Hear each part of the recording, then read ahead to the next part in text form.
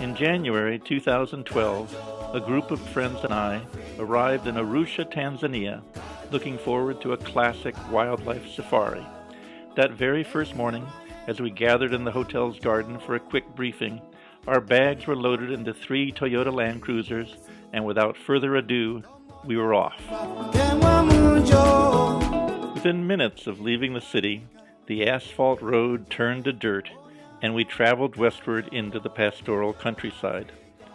Almost immediately, we began to see villagers laden down with all sorts of stuff. We soon saw that they were coming from an outdoor market, and many had walked for hours each way to attend it. The ultimate destination for this first day's drive was the famous Ngorongoro volcano. But en route, we stopped at Lake Manyara National Park and got our first introduction to some of East Africa's impressive wild animals, including, right off the bat, a large group of baboons playing by the side of the road.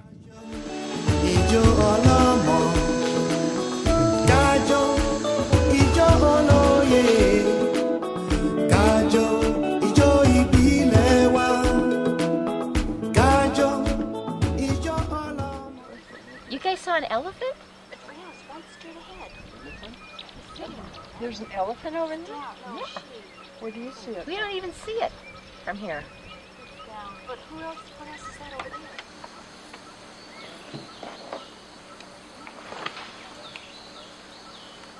Manyara, which is green all year long due to its many springs which seep from the walls of the Great Rift Valley Escarpment, is a perfect habitat for elephants. Having stopped to watch what we thought was a single adolescent Ellie, more and more kept coming until we were surrounded by an entire herd. We were barely a few hours into our safari, and yet we all realized we had just experienced a very special treat.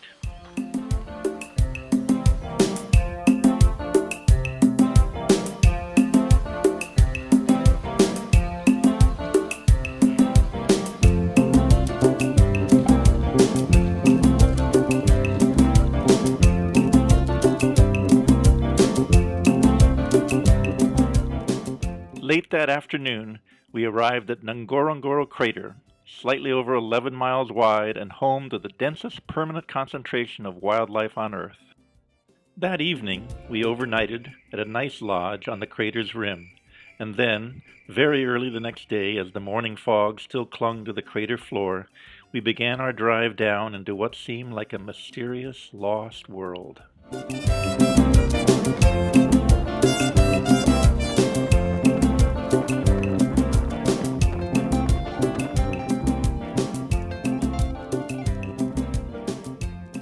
As we made our way down the slope, we came upon a pride of lions that seemed totally focused on assessing the chances of an early breakfast.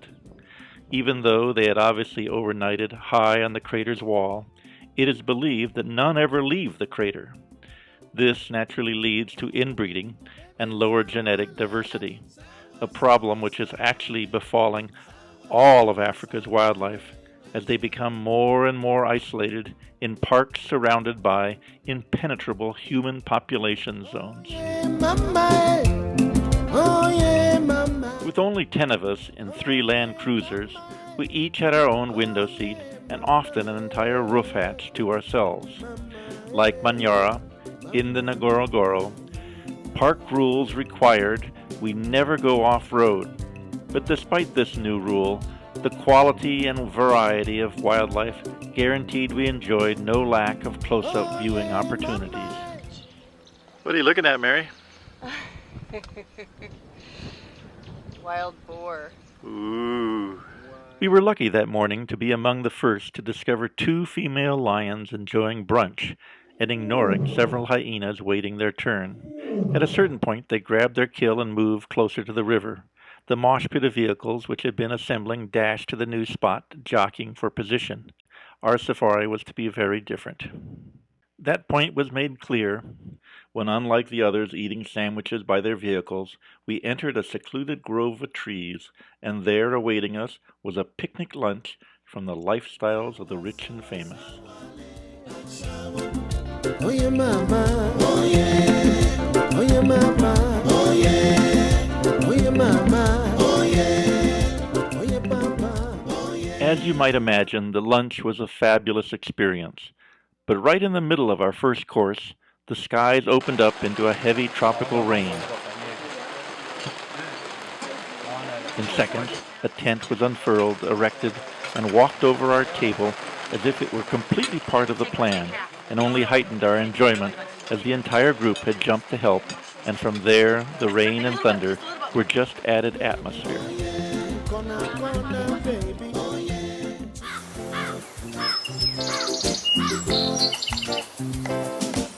We were traveling through land that used to belong to the Maasai. They were pushed out of the Serengeti by the British to establish the national park, and later from the crater by the Tanzanian government. Both promised replacement lands and regional schools in return. Unsurprisingly, not a single one of the promises were kept, and the Maasai now live in a fraction of their ancestral lands with 5 times the population.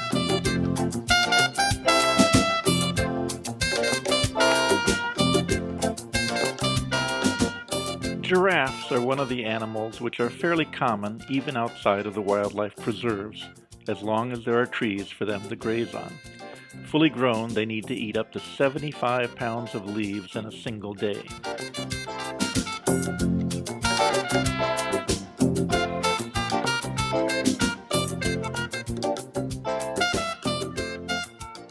This morning, we made a brief stop to visit Olduvai Gorge, where Richard and Mary Leakey famously found hominid footprints from 3.6 million years ago, and which buttressed Darwin's theory that Africa was the cradle of humanity.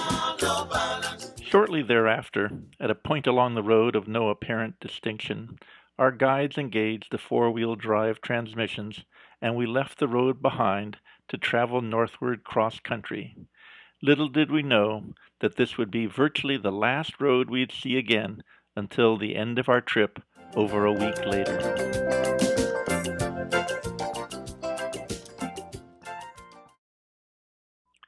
Late in the afternoon of day 3, we arrived at a private game reserve that borders on Serengeti National Park.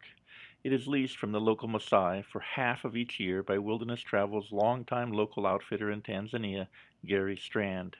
He puts up a wonderfully comfortable seasonal tented camp here each year. It allows us to feel like we have all of Africa to ourselves. Each couple had their own luxurious tent with a king-size bed, oriental carpets, an ensuite dressing room, bathroom and shower, and Maasai guards patrolled for wildlife at night.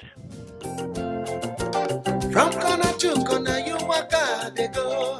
That next morning, we awoke to another glorious day, as well as tea and coffee served al fresco by our wonderful Maasai guide, John Maikye. One of the many advantages of being in a private reserve is we were free to drive in open vehicles, as are more common in southern Africa.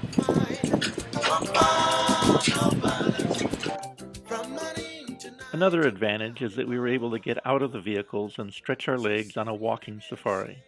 For protection from the wild things, Gary carried a rifle, and John his Maasai spear. As I say, I've only got 3 shots, so the first is the first will be hopefully a killing shot. If it's not a killing shot, it'll be a maiming shot. At that point, I'm going to be shouting at you guys, stay behind me. John will take control, and then I will go in and hopefully finish off whatever it is with a second killing shot. And then we're back to camp, and we're going to finish the rest of the whiskey bill. That's the way it goes. Okay. If the pace is too much, just let me know. I'm sure it's not, and you guys look as though you're much fitter than I am. It's not a forced march. We're out here to enjoy ourselves if we see. In addition to a glorious panoramic view out over the Serengeti, all of our senses seem more engaged, whether it was smell, hearing, or nervousness. I imagined how similar the experience must have been for Stanley or Livingston and their single-file lines of porters.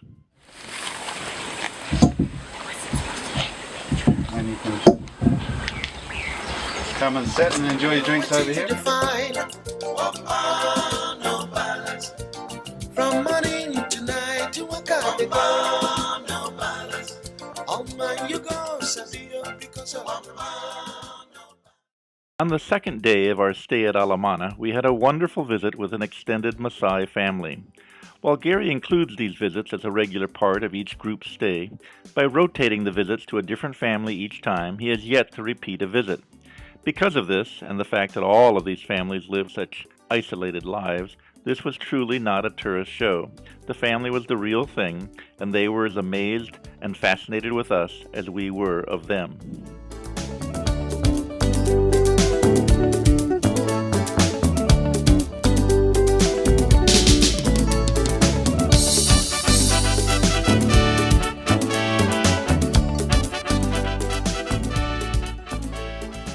The grandmother seemed especially close to the girl at right who was blind. We were a little horrified to see the number of flies that covered some of the younger children. In general, though, I thought the children seemed happy and well cared for. The family was particularly fascinated by our dental work. It seems the Maasai have excellent teeth, which I suspect is due to the lack of sugar in their diet. Their homes were traditional Maasai. No more than 5 feet high, they were quickly built of wooden poles stuck in the ground, interwoven with small branches and plastered with cow dung, mud, grass, and ash. The beds, which are made of stretched cowhide, are much more comfortable than you would guess, but all in all, beyond basic. There's only the one door, no windows, and no light.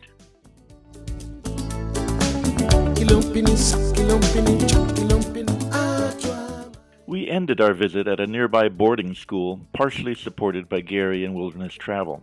We dropped off several duffel bags worth of donations with the principal that our group had brought with us specifically for this visit.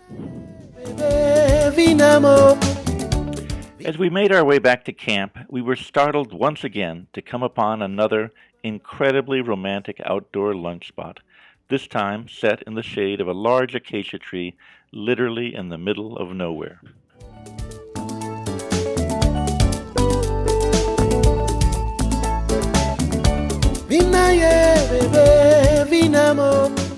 Later that day, we bundled up against the oncoming evening chill and headed out on a night game drive.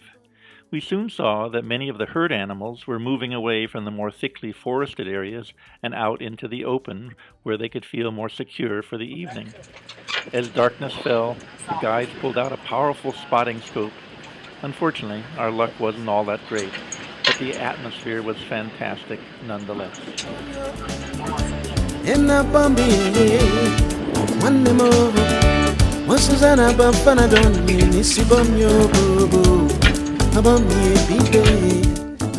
Awaking once again to a beautiful morning, we headed out onto another walk.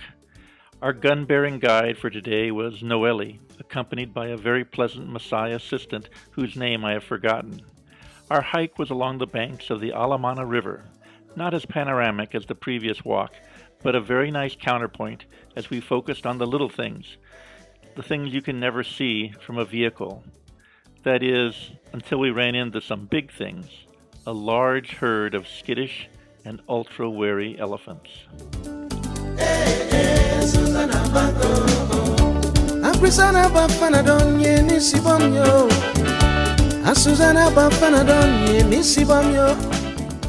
Later, we visited a special cave used by the Maasai to isolate young Morani, warriors, prior to their initiation rites. And they really are still a warrior tribe. These guys walk through a market and it's like, woo, everybody's just kind of giving them a little bit of respect. And it's like every year, they go off on raiding parties, because it's their belief that every head of cattle in the world was given to them by God. So if you're not Maasai and you happen to have cattle, you must have stolen it from the Maasai to begin with.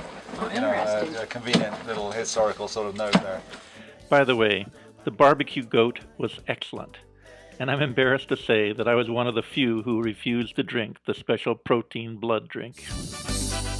This was to be our last night in Alamana, and in celebration we climbed a kokchi from which we would watch the sunset from on top.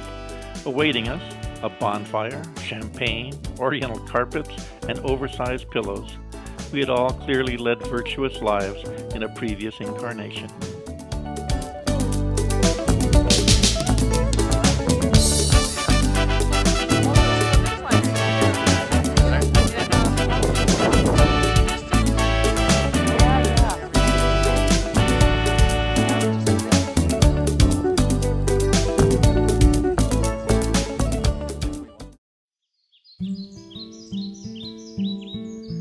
As the shafts of dawn light portended another glorious day, we enjoyed our last morning coffees and then were given a tour of the camp's storerooms and kitchen.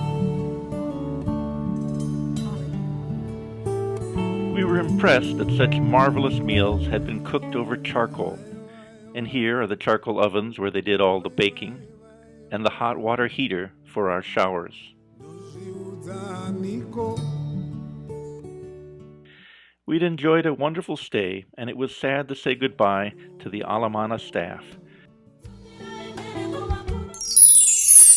Whatever melancholy moment we were experiencing was short-lived, as our lead guide, Nyman, spotted a leopard perched high in a tree where he'd obviously spent the night.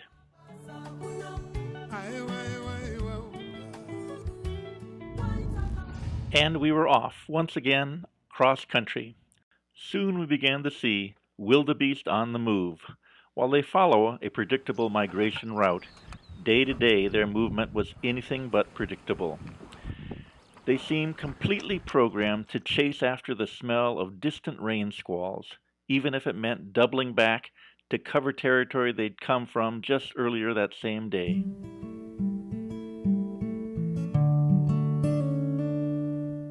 Once again, we stopped for lunch in the shade of a large acacia tree. Afterwards, those that wanted climbed to the top of a particularly large kopje, while the rest hiked around the base with some very sweet local Maasai kids. Perhaps unsurprisingly, because they're primarily nocturnal, most of the hyenas we saw today were napping by the openings to their dens. By far the most amazing experience of the day for me was when Arasa taught me how to sneak up on a hiding baby Grant's gazelle. Our new home would be a private mobile camp which Gary moves around the Serengeti according to the progress of the wildebeest migration. At this time of year, it's normally here in the southern end of the park. So what's the difference between it and a fixed camp? Well, in truth, not all that much, and certainly nothing that important. Everything was just a little bit smaller and lighter.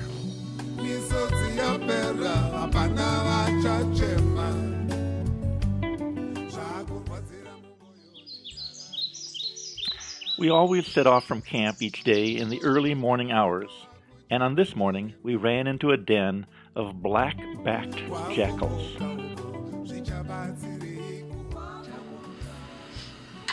To go slowly to the kill, and before the jackal get there, this lion they come.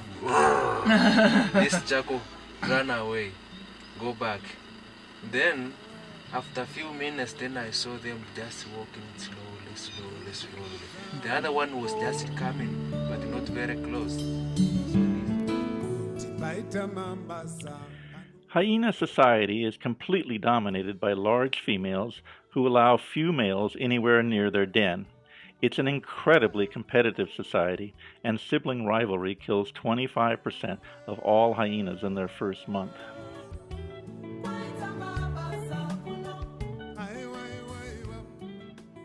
Unlike hyenas, cheetahs are not at all social. Females actively avoid other adults, except to mate. Males are also very solitary, except for brothers, who will often form a coalition, with one being dominant.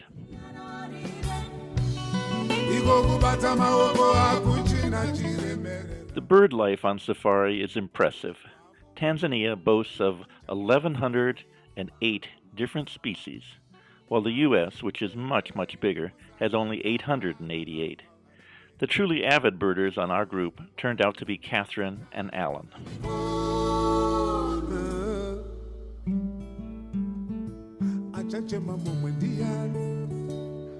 During our time in the Serengeti, we saw many carcasses dominated by vultures who would engage in all-out battles among themselves.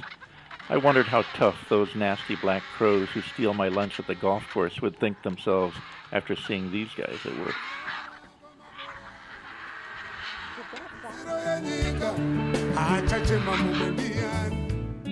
Our daily routine was to wake early, enjoy a light breakfast, and then head out on a morning game drive. The vehicles, more often than not, roamed out of sight of each other, but at some point, mid-morning, they would magically come together and we would enjoy a break for tea and biscuits.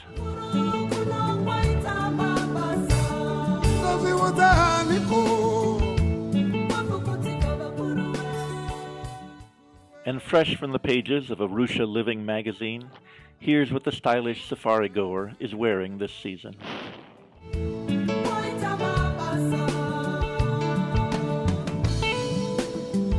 And then it was back to camp for a relaxed lunch, followed by an afternoon nap. It took a while to get used to, but we all did our best.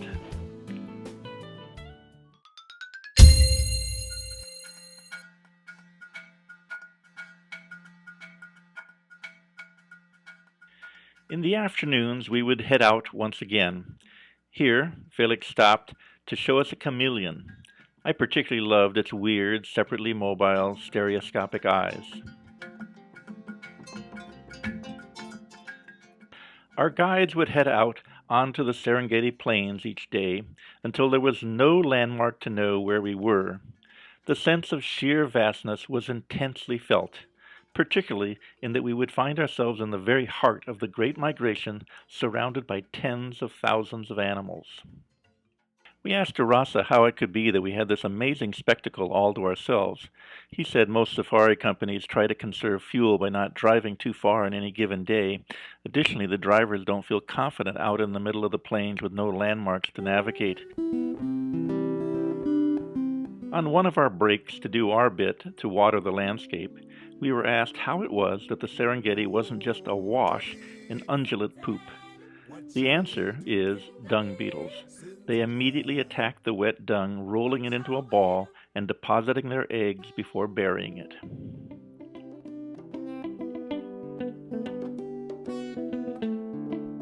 Weighing in between 250 and 500 pounds, lions are the kings and queens of African carnivores. The basic unit of lion society is the female pride, with an average of 13 closely related lionesses ruled over by one dominant male.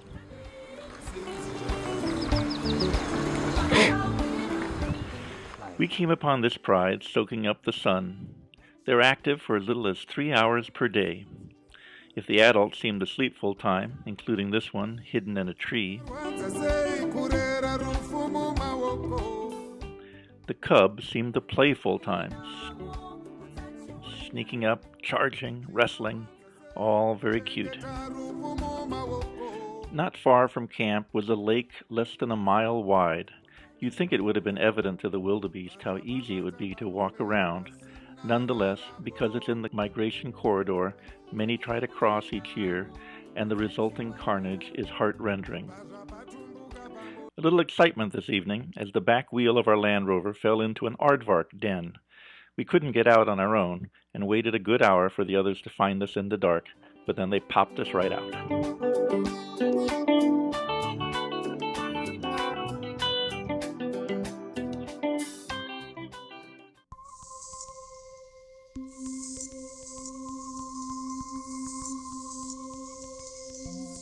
We were greeted this morning with an eerie ground fog that slowly burnt away as the tropical sun rose. It was sad to have to say goodbye to our comfortable camp, which had been home for the last 4 nights. While several of us will soon head off to see the mountain gorillas of Rwanda, for others it meant that their safari was almost over. Our trip had been in the form of a gigantic counterclockwise circle from the Ngorongoro crater at 5, up to Alamana at 12, around to our Serengeti camp at 9, and today we would loop south through the seldom visited southernmost end of the Serengeti Park and then up via remote back roads to Ngorongoro again to overnight at Plantation Lodge, and then back to Arusha from where we would fly out.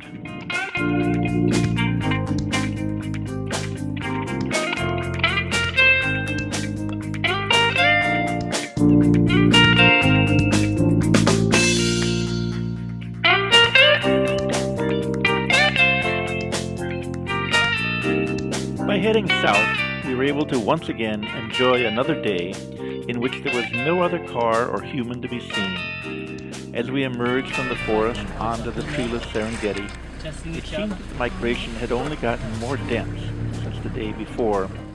It's not actually that far-fetched a concept, as the wildebeest have evolved such that they all give birth during the same 2 to 3 week period. It means somewhere between 500,000 and 1 million calves suddenly appear.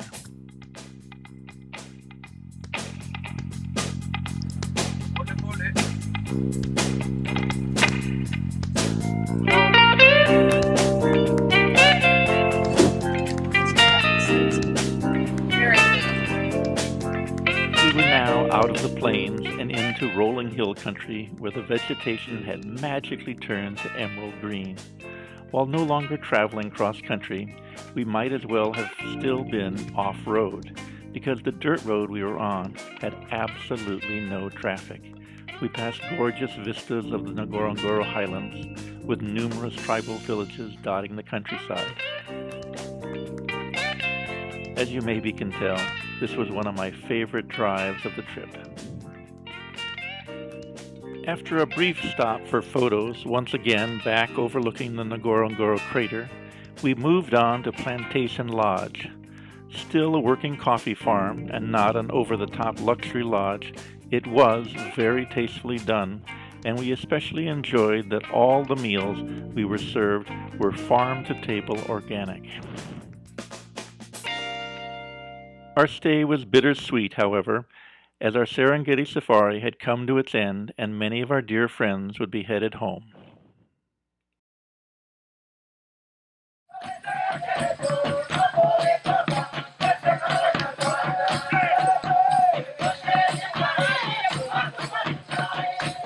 Arriving in Rwanda, Barb and I, together with Leslie, Diane, and Carol, met our new guide, Dennis, who drove us up into the Virunga Mountains. While we waited for him to expedite our permits and find out what guerrilla families we would visit, some local Hutu musicians provided lively entertainment.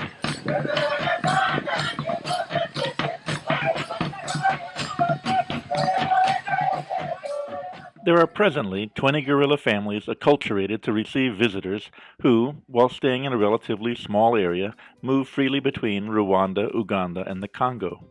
The size of each family can be seen represented on the map by the size of the dot, which also shows the area which they were recently hanging out.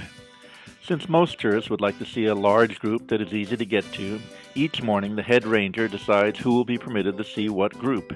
In general, he sends younger tourists to see groups that are harder to get to, and rewards visitors coming back for a second day with families that are bigger and easier to see. Our first visit was to a small family fairly far into the jungle, and unfortunately by the time we got there, they were largely hidden in the brush and many were taking a long nap. Once you make contact with the family, your visit is restricted to 1 hour.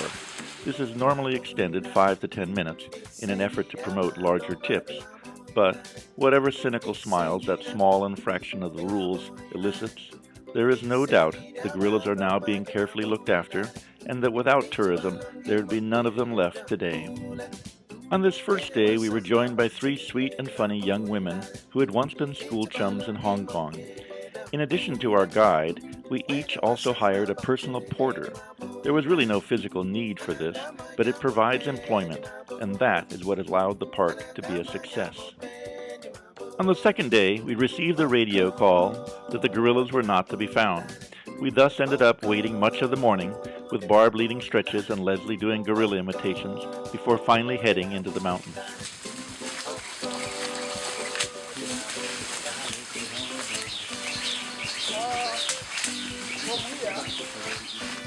Spending time with gorillas is without doubt one of the most amazing wildlife encounters imaginable. Part of the excitement comes from the sense of danger being so close to a veritable King Kong. The dominant males, called silverbacks, are enormous. Many weigh 500 pounds and are 6 feet tall when standing. Luckily, they're normally calm, non-aggressive vegetarians. I'm convinced, however, that a major fascination for us is simply how human they are. You can't help but feel you understand their mannerisms and facial expressions, and when they stare you down, you feel the thought and emotions clicking away behind their eyes. At one point during our visit, the silverback began knuckle walking around us. Halfway round, it occurred to him, why am I walking around these Yahoo foreigners? And so instead, he cut through our group, literally brushing up against one of the women who had joined us today, while the guide called out, "Don't move, don't move." She literally began crying with fear, but later said it was only because it had been such a poignant moment. I can't say I blame her for having been scared, though. I'm not sure I wouldn't have peed in my pants. And so, that's the end of our Mazuri Sana, or Hella Good, safari.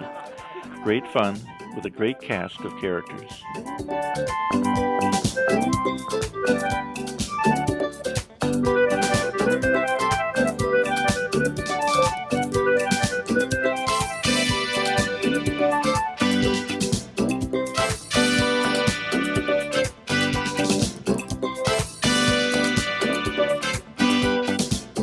Disegina, di maboila, disegina mabloma di maboila, disegina, di maboila, disegina mabloma di maboila, itabalungi monye dampule, when it was samba boche di maboila, itabalungi monye dampule, when it was samba boche.